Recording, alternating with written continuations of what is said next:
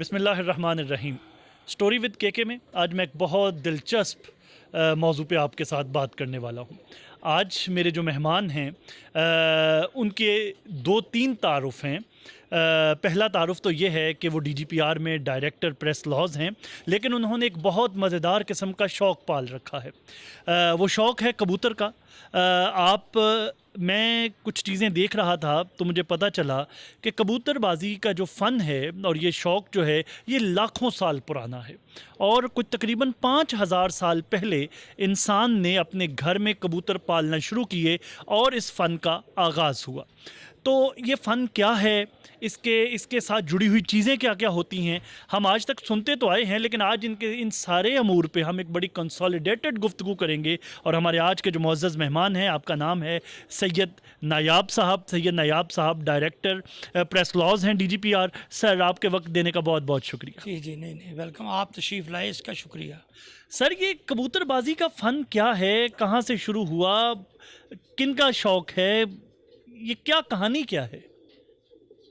देखें, कबूतर पालने का शौक़ जो है ना, ये तो बहुत पुराना है। और जो अगर बर्रे सगीर में इसको आप देखें तो बाबर जब बर्रे सगीर में आया है, ईरान और तुर्कमानिस्तान के रास्ते से होता हुआ, तो उसके साथ उसका कबूतर खाना था। अच्छा। और फिर इसको पीक मिला है जाके अकबर के दौर में। ठीक है। और ये मुग़लों में कबूतरों का शौक़ था? जी। अच्छा। वो भरपूर शौक़ था उनमें। और उनकी जो किताब है आईने अकबरी, जी जी जी, उसमें कबूतरों का एक चैप्टर है बाकायदा। ठीक है। उसके अंदर तो ये शौक़ बहुत ये असल में बुनियादी तौर पे ये एक महंगा शौक़ है। जैसे पोलो है, जैसे गोल्फ है, जी जी, इसी तरह कबूतरों को शौक़ महंगा शौक़ है। अच्छा। तो ये नवाबों, बादशाहों और अमीरों का, वज़ीरों का शौक़ था। लेकिन सैयद नायाब साहब, अमूमी तौर पे तो हम देखते हैं कि बड़े मुतवसत तबके के लोगों ने भी ये शौक़ पाल रखा है। अच्छा, आप देखें ना, वो कहते हैं ना, शौक़ तो जो पेट्स पालने का शौक़ है, जी जी, बुनियादी तौर में आप अगर इसकी हिस्ट्री में जाएं तो जो पेट्स पालने वाले लोग हैं वो आपको इंतहाई जो है नरम मिजाज मिलेंगे। लोग ठीक है, प्यार करने वाले, मीठी तबीयत के लोग, काइंड हार्टेड, वही पेट्स पाल सकते हैं। बिल्कुल। तो वो काइंड हार्ट तो वो गरीब भी हो सकता है, अमीर भी हो सकता है, उसमें कोई डिफ्रेंशिएशन नहीं है। लेकिन शाह साहब फरमा रहे हैं कि ये बुनियादी तौर पर नवाबी शौक़। मैं उसी पे आ रहा हूँ ना। जी जी, अब जब मुगलिया सल्तनत ज़वाल पजीर हुई जी जी, तो ये शौक़ ऊपर से पेनिट्रेट करके नीचे आना शुरू हो गया। ठीक है। अब इस शौक़ के भी दो हिस्से हैं, वो मैं आगे जाके एलेबरेट करता हूँ उसको। अब जब ये नीचे गया तो एक साहिब ऐसे हैं, वो मैसन आप ले लें, प्लम्बर ले लें, इलेक्ट्रिशियन ले लें, मज़दूर ले लें, कारपेंटर ले लें, जिसने सुबह जाना है हाँ जी, और अपनी लाइवलीहुड रोज़ी कमाकर शाम को वापस आके घर देनी है, और उनका रोज खाने वाने का सर्कल वो जो चल रहा है, किचन चल रहा है उनका। अब ऐसे एक साहब ने कबूतर पाल लिए। सही। अब उन्होंने चूँकि कबूतरों से मोहब्बत, जो भी पेट पालता है उसको उस पेट से मोहब्बत होती है। जारी बात। अब वो कबूतर उनका एक उड़ गया। अच्छा। अब वो उसके वेट में बैठे हुए हैं कि घूम रहा है, इधर गया, अभी आ जाएगा। वो चेहरा आसमान की तरफ। जी, वो जॉब का टाइम गुजर गया। हाँ, अब शाम पैसे नहीं आए घर में, प्रॉब्लम आ गई। जारी बात। एक दिन तो घर वाले फेस करेंगे, अगर दूसरे दिन या वीक में सेकंड टाइम ये हो गया तो एक बैड सेंस क्रिएट होगी घर के अंदर, जो कि हमारे माशरे में है। अब जब घर के अंदर वो क्रिएट होगी तो उसकी कोई ऊँ आ चूँ पहाँ की आवाज़ जो मियाँ बीवी में होती है या फैमिली मेंबर्स में, ये तो बड़ी आपने रायत की है, इससे बड़ी बड़ी आवाज़ें। तो वो बाहर जब साथ वाला सुनेगा, कबूतरा तेरा फड़ पिया है, देख लो, ये तो कबूतरों का। तो वो बैड रिप्यूट चलते ये यहाँ तक पहुँची। जी बिल्कुल, जी बिल्कुल। अब वजह क्या है, आप इस शौक़ के दो हिस्से हैं। जी जी, एक है परवाजी, जी जी, जिस जहाँ आप बैठे हुए हैं, और दूसरा है ब्रीडिंग। अच्छा, ठीक है। अब हम कोई शौक़, आप क्रिकेट ले लें, जी, अगर आप दुनिया के सारे काम धंधे भूल के क्रिकेट में लग जाएं तो कोई आपको अच्छा नहीं जारी करेगा। बात है, जारी बात। आप कोई काम अगर चले, पढ़ना तो अच्छी चीज़ है ना। हाँ जी, अगर दुनिया की या घरेलू जिम्मेदारियां छोड़ के आप सिर्फ पढ़ने बैठ जाएं कोई आपको अच्छा कहेगा? अच्छा, वो भी किताबी कीड़ा है और वगैरह वगैरह वगैरह। Excess of everything is bad. Bat. इसी तरह इसमें भी है कि भाई आपके पास वो वसाइल नहीं है जो इस शौक को चाहिए। और इस शौक के लिए शाह साहब फरमा रहे हैं कि ज्यादा ये वसाइल की जरूरत है। उड़ाने वाला शौक जो प्रवास उड़ाने का वाला, शौक जो है, ठीक है। अब आप भाई वो ना करें। आप अपने घर में 2 पेयर रख लें ब्रीडिंग के लिए। महदूद पैमाने सुबह पे। जाते हुए 15 मिनट, 10 मिनट, आधा घंटा, 20 मिनट दिए उनको, दे के आप चले गए। शाम को आए तो उनको आके देख लिया। अगर ब्रीडिंग से कोई बच्चे पैदा निकले हैं बाहर, वो कोई दोस्त आपका है जिनकी जो प्रवास का शौक करे, उनकी तरफ छोड़ के अपना शौक कर लिया।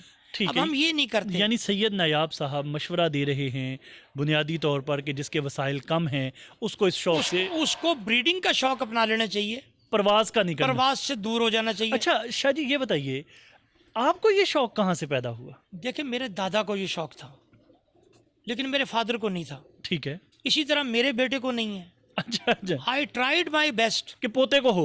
नहीं, बेटे को भी आई ट्राइड माई बेस्ट कि मेरे बेटे को हो, अच्छा, लेकिन मेरी कोशिश के बावजूद नहीं। अब I am trying on my grandson जी जी कि उसको क्यों मैं ये कोशिश क्यों कर जी रहा जी हूँ? जी। Because this is a best indoor game. ये एक बेहतर, अब देखे ना, मैं यहाँ हूँ, मेरा वीकेंड है, मैंने सुबह ऊपर आना है, नाश्ता मेरा ऊपर आएगा, कोई ना कोई दोस्त है बाप मेरे पास ऊपर, यहाँ बैठा हूँ, दोपहर का खाना मेरे पास ऊपर आएगा, मैं इनके देख रहा हूँ, एंजॉय कर रहा हूँ। मेरे पास एक सर्विस में एक दौर ऐसा आया कि एक आईजी साहब थे, उनसे थोड़ी सी मेरी किसी बात पे नाचाकी हो गई। अनबन हो गई। वो पर्सनल हो गए। अच्छा।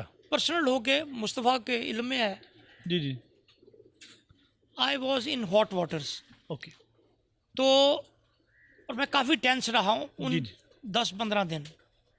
और वो 10-15 दिन अगर मेरे पास ये ना होते, ये कबूतर, जी जी जी जी। तो मैं डिप्रेशन का मरीज हो जाता। ओ आई सी। जब मैं ऊपर आ जाता था ना, ऊपर इन कबूतरों के पास, जी जी जी, तो वो सारा रिलीफ मिलता वो था। मतलब मुझे याद ही कुछ नहीं रहता था। हम्म। मेरा माइंड फ्रेश हो जाता था, मैं इनकी तरफ लगता था, हर चीज़ गॉन अवे।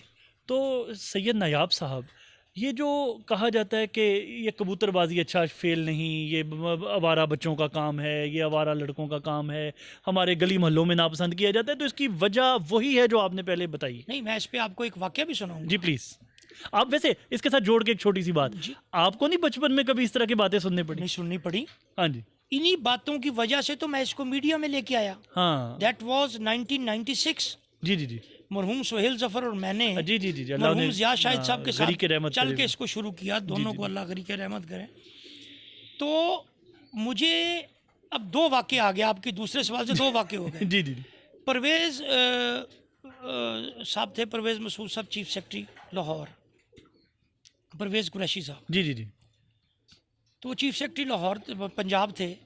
तो एक मीटिंग थी, तो वो भी शायर थे, तो मुझे भी शेर व शायरी से शगफ, तो मुशायरों में को मुलाकात होती रहती शाह जी थी। लिखते भी हैं? जी जी।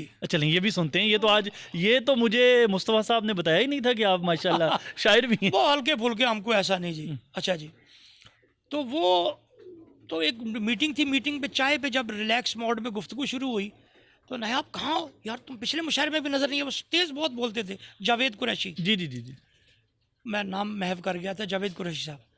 तो मैंने कहा सर वो मैं उधर, तो मुझसे पहले वो हमारे एक कुलीग थे, उन्होंने वो जवाब दिया। उन्होंने कहा सर इनको कहाँ फुर्सत, इनके लिए तो कबूतर हैं और ये हैं। सही।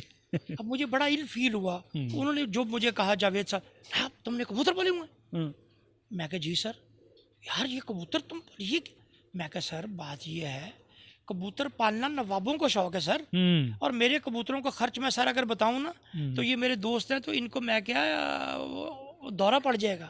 अच्छा वैसे चलते चलते बता ही दीजिए कि कबूतरों का खर्च क्या है? ये आप एंड पे पूछिएगा। अच्छा ले ठीक। ये जरूर मैं बताऊंगा। जी जी। तो मैंने कहा सर बात ये है, इनको तो कोई मेहमान मिलने आए, तो इन्हें चाय पता लग जाए ना मैंने चाय पिलानी है, तो ये बाहर कह देते हैं, उनसे कहें जी वो दफ्तर में नहीं है। तो इस तरह मैंने अपनी जान छुड़ाई उनसे। जी जी जी। अब मैं इसको मीडिया में ले आए। अब मैंने बुक लिखी। दूसरा वाकया एक और भी था। बुक लिखी। अच्छा। बुक पब्लिश करवाने के लिए गया। That was 2004। ओके। और बुक इस पे कबूतर? जो रमूज़े कबूतर परवरी 450 सफ़े की किताब लिखी मैंने। अच्छा अच्छा अच्छा अच्छा। तो पब्लिश मैंने अब करवाने बुक का नाम जरूर बताइएगा सर। रमूज़े कबूतर परवरी। रमूज़े कबूतर कबूतर परवरी। परवरी। वाह, वो नाम भी बड़ा हाँ जी। शायराना है। वो इल्मो इरफान पब्लिशर से मिल जाती है उर्दू बाज़ार से। अच्छा अच्छा उसका 10वां एडिशन छाया हुआ है। अच्छा हाँ जी, अच्छा अच्छा वो अच्छा बहुत अच्छा सेल हुई। अच्छा अच्छा। तो वो बुक मैं गया छपवाने के लिए, तो वो जो पब्लिशर थे, तो वो मैं जब गया तो एक बुज़ुर्ग बैठे हुए थे, उनका चेहरा नीचे था, नज़र नहीं आ रहा था। तो दुकान के तीनों चारों लोग जो थे वो उनको घेरा हुआ था उन्होंने ऐसे। तो मैं बैठा वेट कर रहा था। उन दिनों मैं पुलिस में चला गया था। अब पुलिस में बंदा जाता है तो थोड़ी बहुत फूं फां तो वैसे बंदे में आ ही आ ही जाती है जाती भाई। है बाय डिफॉल्ट। वो मतलब पुलिस एक इम्प्रेसिव इदारा है। जी जी बिल्कुल। तो और यकीन करें, पुलिस जो है ना, मैं आपको सच बात बताऊं, अगर पुलिस ना हो ना तो हमसाये को फारग कर दे। बिल्कुल ऐसे ये ही है। पुलिस का खौफ है जी, जी। जो हम स्ट्रीम लाइन है। बिल्कुल सही। अच्छा जी, वो आपको 10 एक मिनट आप मैंने वैसे भी चूंकि डीजीपीआर में होते हैं और डायरेक्टर लेवल की पोस्ट पे, जितना पुलिस को फैसिनेट आपने हमें पुलिस से बकायदा मोहब्बत करवा देनी है आपने। वो तो हमें अंदाजा है। जी जी। अच्छा वो जी, मैं 10 एक मिनट बाद मैंने कहा भाई हम भी किताब छपवाने आए हैं, मैंने भी पैसे देने हैं। तो वो उन्होंने सर उठाया तो मैंने देखा अहमद नदीम कासिमी मरहूम। ओह अच्छा अच्छा अच्छा। कहते मियाँ आप भी किताब छपवाने आए हैं? हम्म तो मुझसे पहले वो पब्लिशर ने जवाब दिया, हम्म जी कासिमी साहब ये कबूतरों पे किताब छपवाने हैं। कहते कबूतरों पे किताब? हम्म उन्होंने कहा हाँ जी। मियाँ क्या नाम है आपका? मेरे बजाय नाम भी उन्होंने बताया, जी नायाब हैदर साहब है, पुलिस में है। उन्होंने ये नहीं कहा। उन्होंने कहा देखो मियाँ नायाब, हम तो अपने बड़े बूढ़ों से सुनते आए कि कबूतर पालना फजूल और बेकार लोगों का काम है, लेकिन अगर कबूतरों वाले किताबें लिख रहे हैं हाँ फिर तो ये फजूल नहीं है। हाँ बिल्कुल। तो तुम जब इस किताब की रूनुमाई की तकरीब करना तो मुझ बूढ़े को ज़रूर बुलाना। वाह वाह वाह। मैं इन कबूतरों वालों को बताऊंगा कि ये किताब लिख के तुमने इन्हें फर्श से अर्श पे पहुंचा दिया है। हाँ दाग धोया है। तो मैं आपको ये वाकई जी, जी, इसका जी, जी, जी, जी। रेपुटेशन ऐसी थी। और मैं समझता हूँ ये कितनी बड़ी आपको एक बहुत बड़े अपने वक्त के बहुत बड़े राइटर से बहुत बड़े आदमी ये से appreciation आपको मुझे मिली। एप्रिसिएशन मिली। अच्छा अब लेकिन मैं उनकी बात को सेकंड करता हूँ। लोगों को वाकई इस शौक के बारे में नहीं पता। नहीं पता नहीं पता। मैंने आपको बताया कि अब मैं अपने पोते को क्यों चाहता हूँ वो, क्योंकि जो बाहर की बैड सोसाइटी है ना, जी, जी, जी, आपको आजकल की सोसाइटी जो है और नौजवान नस्ल जो कर रही है आपके सामने, और ख़ास तौर जिस तरह वो ड्रग्स में इन्वॉल्व हो जाते जी हैं, जी जी जी। मेरी ख्वाहिश है कि इसको शौक में आए, कम से कम अपने स्कूल के बाद वो घर पे तो होगा यहाँ। बिल्कुल। मुझे तो ये तो पता है कि वो अब घर में है, और इनके इर्द गिर्द घूम रहा। इनके इर्द गिर्द है। हाँ मतलब बिल्कुल। तो ये एक बेस्ट इंडोर गेम है। लेकिन आप मुझे, अब मैं यहाँ ये बताता हूँ, आप देखें कोई भी काम मैंने जैसे पहले बताया हद से तजावज़ करेंगे ख़राब होगा। वो तो सारी बात। जो पहली प्रायोरिटी जो इंसान की है ना, वो है उसकी घरेलू जिम्मेदारियाँ, जी जिसके लिए रब ने उसको यहाँ भेजा है। बिल्कुल सही उसके बाद कोई दूसरी चीज़ आती है। बिल्कुल सही। अब अगर हम घरेलू जिम्मेदारियों को नज़रअंदाज करके ये शौक करेंगे, ये क्या कोई भी शौक करेंगे तो गलत हो जाएगा। सही बात।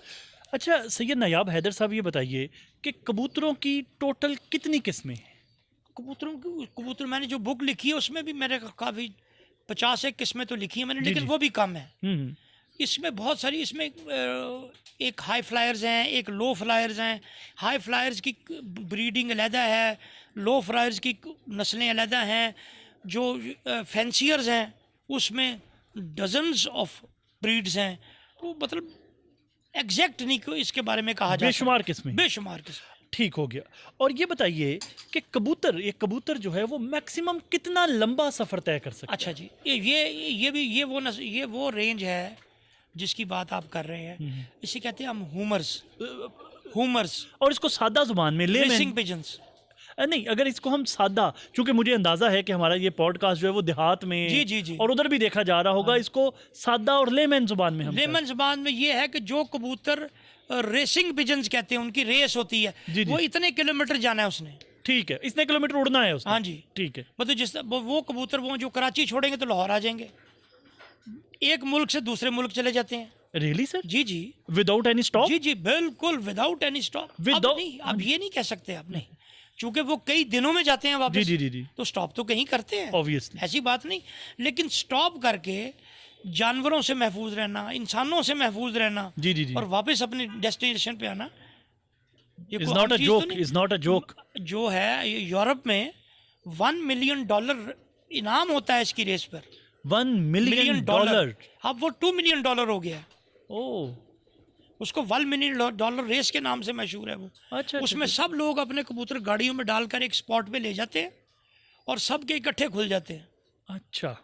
वो फिर, और उन्होंने वापस आना होता है, वो डेस्टिनेशन तय पता होता है इतने किलोमीटर है, वो इतने किलोमीटर पहले कौन आएगा। हाँ हाँ हाँ हाँ हाँ हाँ। ये जिस जगह आप बैठे हुए हैं ये है हाई फ्लायर्स। जी जी जी, इन्होंने उड़ के आसमान में जाना है, हद निगाह से गायब हो जाना है। बिल्कुल ठीक है, बिल्कुल ठीक है। और पाकिस्तान में ये कितना मैक्सिमम अभी तक? रेसिंग पिजन्स का शौक पाकिस्तान में भी है, लेकिन लिमिटेड, Okay. क्योंकि वो इससे भी महंगा है। आपके जो कबूतर हैं जी।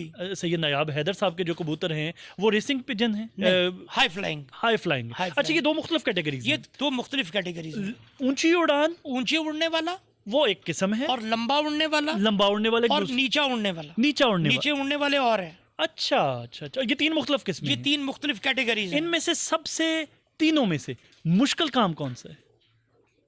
सारी मुश्किल काम है, अच्छा। तीनों ही।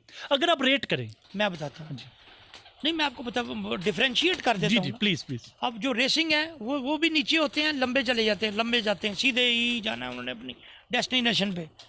अब उसमें मौसम गर्म है, जी जी तूफान आ गया जी, है, जी। बारिश आ गई है, वेदर का अंधेरी आ गई है, तो उसको बियर करना है उन्होंने, उसमें से निकल कर उन्होंने सामने आना है। सही सही सही सही। इसी तरह जो लो फ्लायर है उसने सूरज के सामने तेज़ गर्मी में रह के उड़ना है और गर्मी बर्दाश्त करनी है।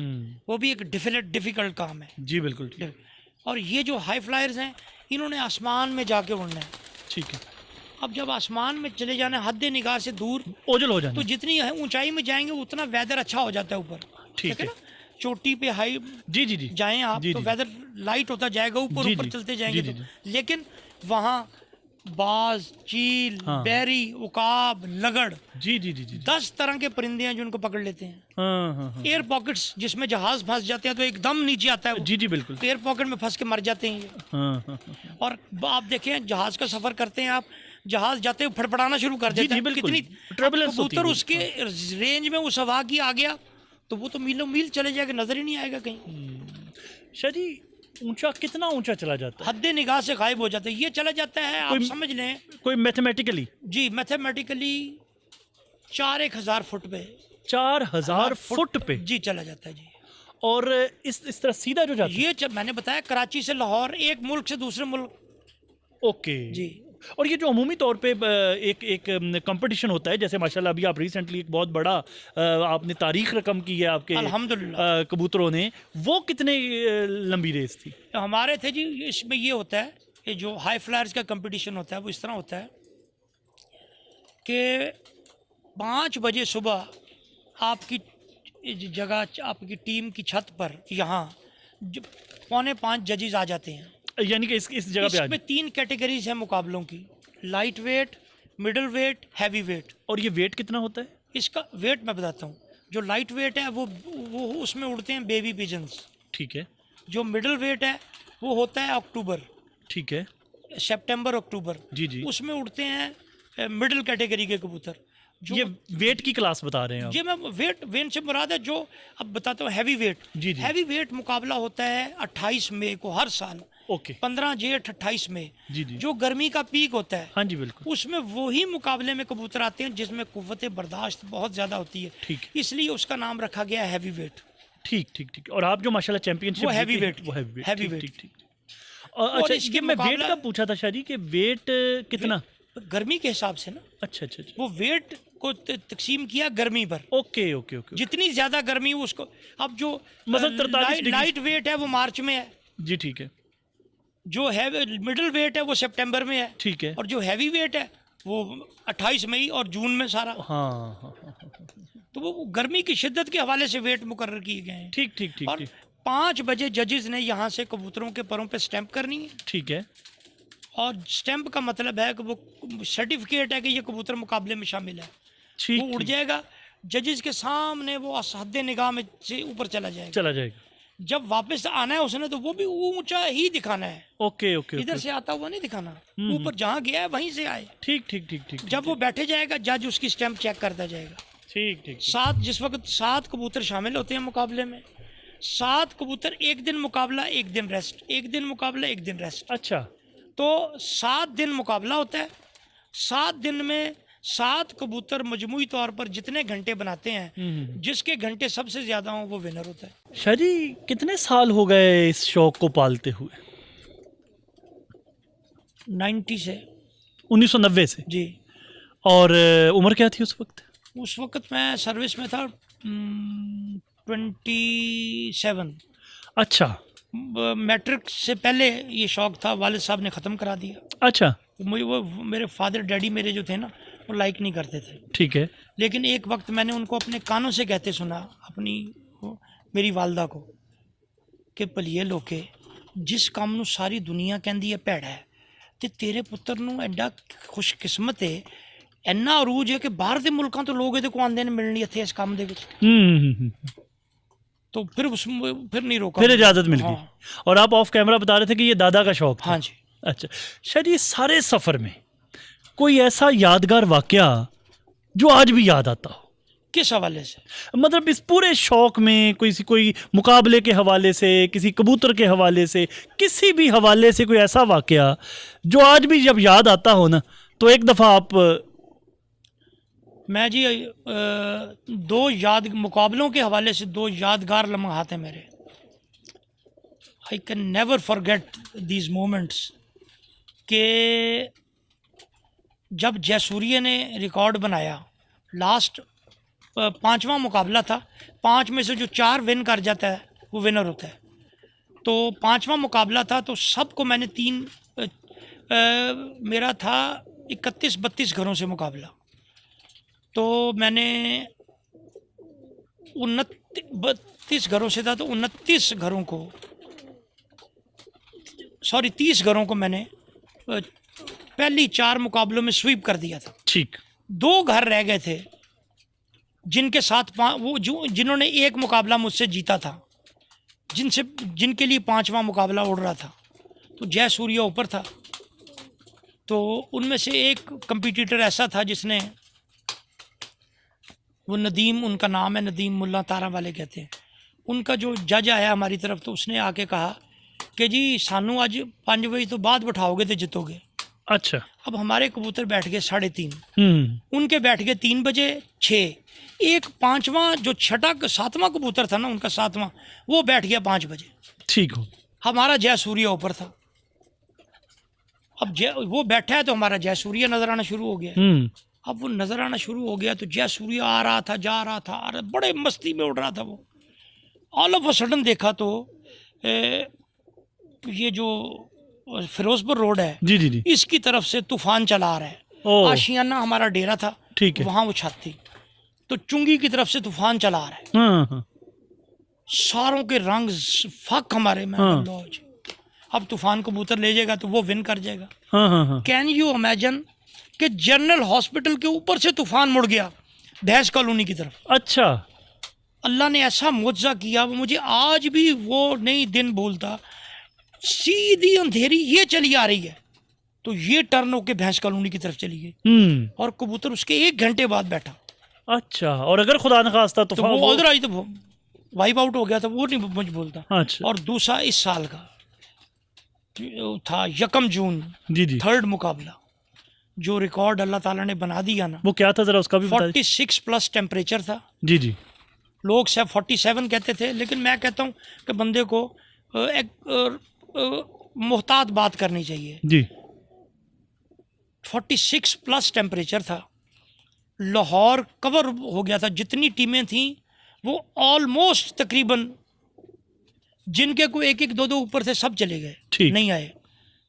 हमारा पहला कबूतर ऊपर से निकला।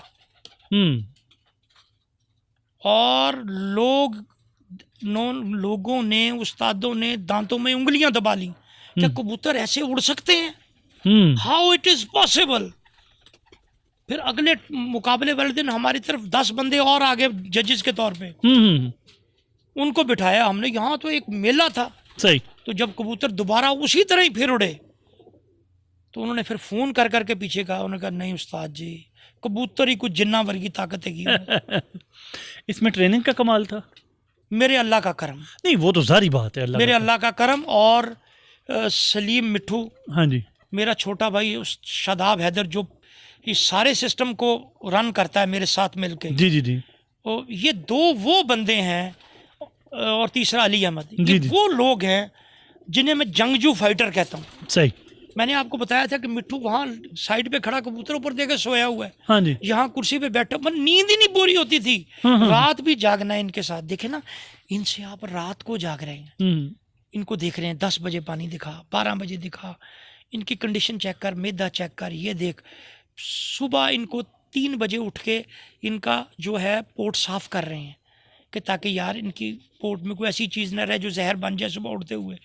फिर उनको देख रहे हैं, फिर उड़ाने से पहले एक दफ़ा चेक कर रहे हैं। तो ये तो बंदा फिर सो ही नहीं सकता। नहीं, मैंने बताया वो खड़ा होता तो सो रहा था, बैठा हुआ सो रहा। मेरे same is with my brother Shadab. तो ये हर रोज की यही रूटीन ये है? रूटीन 1.5 माह ये रूटीन रहती है, 1.5 माह। वो मुकाबले का 1.5 माह? जी, 1.5 माह प्रैक्टिस और मुकाबला, हम्म। वो ये रूटीन रहती है। और ये जो है हैवी वेट का मुकाबला जीतना या हारना तो एक बाद की बात है ना, इसमें शामिल होना ही लोहे के चने चबाना है। अच्छा अच्छा अच्छा अच्छा। फतह शिकस्त तो मेरा मालिक देता जी है, जी जी बिल्कुल। वो तो मेरा रब देता है। जी जी जी। लेकिन इसमें शामिल, मैं तो कहता हूं कि जेठ के मुकाबले में, हैवी वेट जेठ के मुकाबले में, जेठ के महीने में जो लोग मुकाबले में शरीक होते हैं वो काबिल इज्जत और एहतराम है, काबिल सद सताइश हैं। हम्म। मैं उन लोगों के इंतहाई कदरदान हूँ, उन उस्तादों का, उन खिलाड़ियों का, क्योंकि जो जेठ के मुकाबले में कंपटीशन करते हैं। अच्छा अच्छा अच्छा। ये बड़ा वेरी डिफिकल्ट टास्क। शादी को शेर अपना? देखिए, शेर तो मैं अपना तो नहीं, आज किसी का सुनाऊंगा जो मुझे बहुत पसंद है। चलें अपना पसंदीदा शेर सुनाइए। वो इसलिए मैं कहता हूँ, ये कबूतरों वालों के लिए अच्छा, उनको डेडिकेट कर रहा हूँ। यानी जो ये देखते हैं ना, कहते हैं जी कबूतर के पर बहुत अच्छे होने चाहिए। मैंने अक्सर ये शेर उन लोगों को सुनाया जी जी कि यार देखो, आप इतनी कहते हो कि अपनी दावेदार हो कि मुझे कबूतर की बहुत शनाख्त है, कबूतर की तो जुबान भी हम नहीं जानते। अब ये जो बोल रहे हैं, आपको पता है क्या बोल रहे हैं? नहीं ना पता, मुझे भी नहीं पता क्या बोल रहे हैं, लेकिन फिर भी मैं दावेदार हूँ कि मुझे इनका बहुत पता है। अच्छा, मतलब मैं लोगों की बात कर रहा हूँ, मैं तो दावेदार नहीं हूँ। जी जी बिल्कुल, मैं तो ये दावेदार नहीं, बिल्कुल भी नहीं हूँ। मैं तो कहता हूँ यार, इनको अल्लाह ही हिम्मत देता है तो ये कुछ करते हैं। हम जो बात करते हैं तो वो अल्लाह ही उसको पूरी करता है, तो वो हो जाती है। हमारे पास कोई ऐसा गैब का इल्म नहीं है जो मैं बोलूँ और वो हो जाए। बिल्कुल सही। मैं उनको कहता हूँ कि आप हैं और मैं हूँ जी, मैं जो बोल रहा हूँ आपको समझ आ रही है, आप जो बोल रहे हैं मुझे समझ आ रही है। जी बिल्कुल। हम इंसान एक दूसरे को पहचानने में रोज़ गलती करते हैं। हाँ जी बिल्कुल। अक्सर दोस्त रोना रो रहे होते हैं, फलां दोस्त मेरे साथ ये हाथ कर गया, उसने मुझे ये कर दिया, मेरे चाचा के बेटे ने ये कर दिया, मेरे मामू के बेटे ने ये कर दिया। मैं पहचान ही नहीं सका उसे। इंसानों को नहीं पहचान सकते तो कबूतरों के दावेदार हैं हम। उसमें मैं एक शेर, एक कथा है, वो मुझे शायर का नाम ज़हन से स्किप कर गया है। वो यह है कि बड़े लोगों में हम छोटों के सर ऊंचे नहीं होते, बड़े लोगों में हम छोटों के सर ऊंचे नहीं होते, कि उगते हैं जो गमलों में शजर ऊंचे नहीं होते। वाह वाह। हमें भी सर बुलंदी की तमन्ना तंग करती है, मगर हम दूसरों को रौंद कर ऊंचे नहीं होते। अरे वाह वाह वाह। और अगरचे पर शिकस्ता हूँ, अगरचे मेरे पर टूटे फूटे हैं, जी जी बिल्कुल, अगरचे पर शिकस्ता हूँ, मगर चिड़ियों से कह देना, उड़ान ऊंची हुआ करती है पर ऊंचे नहीं होते। वाह वाह। और वो उड़ान कहाँ है? ब्लड, जिसकी ब्लड लाइन बड़ी है ना, वाह वाह, जिसके खानवादे में अच्छा काम करना है, वाह वाह, वो कबूतर से लेकर इंसान तक। वरना ये पेडिग्री ना डेवलप होती, वरना अच्छे घोड़ा लेने के लिए हम मुल्कों मुल्क ना जाते, अच्छा कुत्ता लेने के लिए ना जाते, अच्छी भैंस ढूंढने के लिए नीली का भैंसा ना ढूंढते फिरते। अरे वाह वाह। तो pedigree counts first, blood line counts first. वो कबूतर हो, इंसान हो, कुत्ता हो, घोड़ा हो, कोई चीज हो, नस्ली हो, तो कुत्ते में भी गैरत की रमक है। वाह वाह वाह। अब मुझे बल्कि मुझे एक शेर याद आ गया कि नस्ली हो तो कुत्ते में भी गैरत की रमक है, मालिक के सिवा चीज पराई नहीं खाता। वाह, बेशक। बहलोल के कुत्ते ने ये बतलाया है सबको, कुत्ता कभी कुत्ते की कमाई नहीं खाता। खाता। वाह वाह वाह, बहुत खूब। कबूतरबाजी मुहज्जब लोगों का काम है या आवारा मजाज लोगों का काम? देखें जी, सवाल आपने बहुत अच्छा किया है और इससे जनरल पब्लिक बहुत सीखेगी। ये जीनियस लोगों का काम है। जीनियस? मुहज्जब नहीं, हाँ जी। जीनियस लोगों का काम है। कैसे? देखें, कबूतरों को मुकाबले के लिए तैयार करना जो है वो इसी तरह ही है जैसे आपने एक रेसलर को तैयार करना है, जैसे एक एथलीट को तैयार करना है, जैसे एक क्रिकेटर को तैयार करना है, जैसे एक बॉक्सर को तैयार करना है, जैसे एक तैराक को तैयार करना है।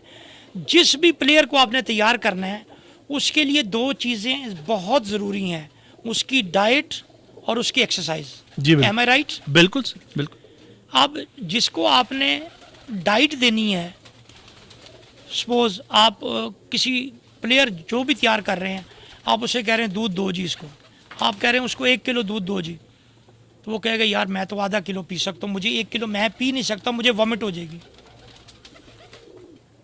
क्या कबूतर ये बताएगा?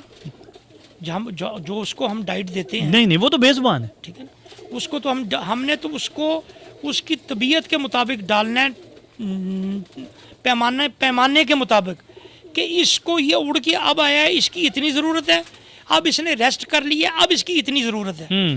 और वो कैपेसिटी बढ़ती है। क्या ये आम जो जनरल पब्लिक सुन रही है, क्या उनको ये पता है? नहीं, बिल्कुल भी नहीं। फिर कबूतर एक उड़ के आया है, वो हमने उसको देखा है कि हमें वो अनफिट लग रहा है। जी। अब हम तो उसके नोशन से देख रहे हैं ना उसको। हाँ जी। हम फ़ौरन उसको देखेंगे इसको प्रॉब्लम क्या है, उसका जिस्म पकड़ के चेक करेंगे क्या ये हीट अप तो नहीं है, उसकी बीट चेक करेंगे फ़ौरन, क्या इसके मैदे में अपसेट तो नहीं हो रहा कोई, जो भी उसको है वो उसका डिफेक्ट हमने दूर करना है। क्या जनरल पब्लिक में से तो कोई कर सकता है? बिल्कुल नहीं। फिर हमने उसको बादाम देने हैं, उड़ के जब आता है उस वक्त कितने देने हैं, और जब रेस्ट डे है उसमें कितने देने हैं। आपने एक बादाम भी उसको इजाफी दे दिया तो उसका मैदा आउट ऑफ कंट्रोल हो जाएगा। अच्छा। और मैदा खराब हो गया, जिस तरह इंसान का मैदा खराब हो गया, हर चीज़ खराब हो गई। बिल्कुल ऐसे ही। तो और ये सेंसिटिव भी है। वो अब इनकी ना जुबान समझते हैं हम। हाँ जी। या कुछ इनकी नोशन से जो बंदा नोशंस को देख के समझेगा वो जीनियस है। जारी बात है। और बेजुबान का नोशन जब जो समझता है वो जीनियस आदमी है। तो लिहाजा ये जीनियस लोगों का काम है। आवारा नो फारिग लोगों का काम नहीं है। मोटे दिमाग वालों को ये काम नहीं है। सही फरमा रहे ये जीनियस लोगों का काम है। बिल्कुल सही कह रहे। शायद एक छोटा सा सेगमेंट लास्ट एंड, बड़ा वक्त लिया आपसे आपका हमने। आप बताएंगे, मैं एक स्टेटमेंट दूंगा जी ठीक है। आप फरमाएंगे कि क्या ये दुरुस्त है या हमें सुनी सुनाई बात है, इसमें हकीकत नहीं। जी बिल्कुल। शायद कबूतर इंसान का चेहरा पहचानते हैं, हकीकत है? हकीकत एग्जैक्ट। ठीक है। कुत्तों की निस्बत कबूतर को ट्रेन करना मुश्किल है? नहीं, मैं रिपीट कर देता हूं, कुत्ते की निस्बत या कुत्तों की निस्बत कबूतर को ट्रेन करना मुश्किल है। मैं समझता हूं कि जितने कुत्ते पे टाइम दे इतने कबूतर पे टाइम दे तो ट्रेंड हो जाता है। अच्छा, ये सुनी सुनाई बात है। कुदरती आफात आने से पहले कबूतर भांप लेता है। एक तो है ना उड़ा हुआ है कबूतर, वो नहीं, मैं उसकी बात नहीं कर रहा, जैसे कि अभी पिंजरे में तो नहीं, काफी हद तक भांप लेते हैं। अच्छा, भांप लेते हैं। और ये सच है कि कुदरती आफात आने से पहले कबूतर भांप लेता है। तो शायद ही फिर कुछ साउंड प्रोड्यूस करता है या किस तरह उसका इजहार करता है? अगर उड़ा हुआ है तो उसकी कोशिश होती है मैं भाग चलूं घर की तरफ। ठीक है। और वो अटमोस्ट कोशिश करता है घर आने की, जिसमें बहुत से कामयाब हो जाते हैं और कुछ ना कामयाब नहीं हो पाते शिद्दत की वजह से। ठीक है। लेकिन वो भांपता है।